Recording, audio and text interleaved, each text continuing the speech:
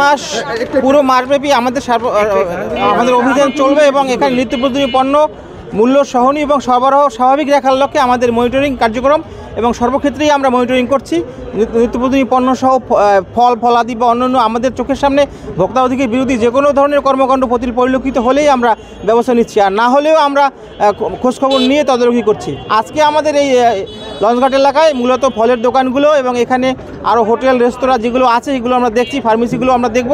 আমাদের এখানে আমাদের একটির মধ্যে যতগুলো আইটেম দেখা যায় আমরা সেগুলো দেখব এবং আমাদের অভিযান চলমান থাকবে। লোকালি এখানে এটা সেন্ট্রালি অনেক বিষয় নির্ধারণ করা হয়, তো আমাদের এই লোকালি আমরা যেটা ডিলার পর্যায়ে পাচ্ছি যে সেখানে মজুতকৃত তেল আমরা পাইনি, আর কিছু কিছু দোকানে তারা গায়ে রেটের থেকে মূল্য একটু বাড়িয়ে দিচ্ছে, সেইটি ব্যাপারে আমরা মানে তথ্য পেলে আমরা ব্যবস্থা নিচ্ছি। গতকালে আমরা ব্যবস্থা নিয়েছি, কিন্তু ডিলার পর্যায়ে আমরা তদারকি করেছি, সেখানে কোনো তেল পাচ্ছি না যে তারা মজুত করছে এরকম।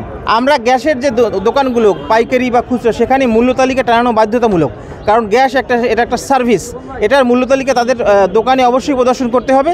গ্যাস এখন সরকার কর্তৃক নির্ধারিত মূল্য 1450, এই 1450-এর বেশি তারা নিতে পারবেন না, কিন্তু সেটা প্রদর্শন করতে হবে।